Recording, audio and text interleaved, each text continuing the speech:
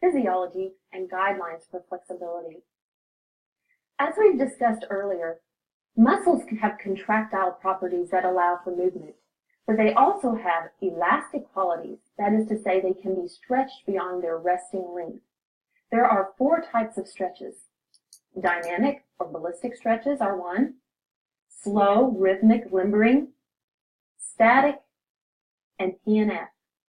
First, let's talk about dynamic or ballistic stretching. It involves forceful movements and is not recommended in group exercise because muscles can be easily overstretched and because it elicits the stretch reflex. Let's review the stretch reflex. Remember, the brain keeps tabs on the changing length of muscles through a sensory organ called the muscle spindle, like the one you see on your screen. The muscle spindle is like a safety alarm that warns the brain when the muscles are in danger of being stretched too far. It responds to the dynamic forces by sending a message for the muscle to contract, thus keeping it from stretching too far. This is counterproductive if you're trying to work on flexibility. The best stretch for improving flexibility is the static stretch. It's a slow lengthening of the muscle, which allows the muscle spindle to reset at a longer length and enables stretching further before the muscle fibers contract. To receive long-lasting training effects from stretching, there must be 3 elements present: elevated temperature, low force, and long duration. Saving flexibility exercises until the end of the workout provides for all 3 of these. The muscles are already warmed from the workout. The recommended time for stretching is 20 to 30 seconds.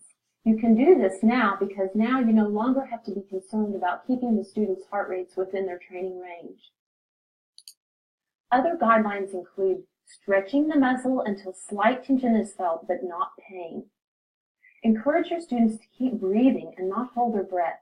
Slow, deep breathing can increase relaxation and it ensures that the muscles are still receiving the oxygen they need.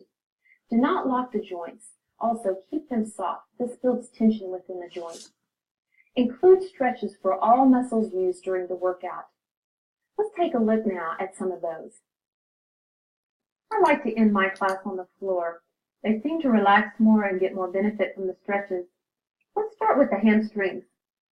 The knee is soft, and you slowly pull the leg toward the chest until you feel slight tension. The hamstrings are particularly important to stretch out because the hamstring's flexibility can produce strain and tension in the low back. Remember, you want to hold those final stretches 20 to 30 seconds. You can also stretch the calf from this position by reaching up to the toes. You can bend and straighten the knee. Next, we'll move to the quads and the hip flexors. Roll to one side. The arms should be flat on the floor. Normally here, I'm going to put mine up so I can talk to you. Pull the top foot up to the buttocks and make sure that the knee stays in line with the hip and the upper leg. No twerking or twisting can cause stress at the knee. Also, for the hip flexors, you have to do a slight pelvic tilt. That means rolling those hips forward. Also, pulling down the toe in the back will stretch out the shin muscles. This is important to help prevent the shin splint. Let's look at some good low back stretches. They include pulling the knees up to the chest and then lifting the head to meet the knees. Also, you can do an alternating one knee up and one knee down. These also stretch out the gluteal muscles. Now let's move to a sitting position, and we'll look at some upper body, head, and neck stretches. Clasp the hands in front of the body, round the upper back to stretch the rhomboid and middle trapezius between the shoulder blades. Likewise, you can clasp your hands behind the back and lift to stretch the chest and pec muscles. A good neck stretch is simply to drop the chin to the chest and hold.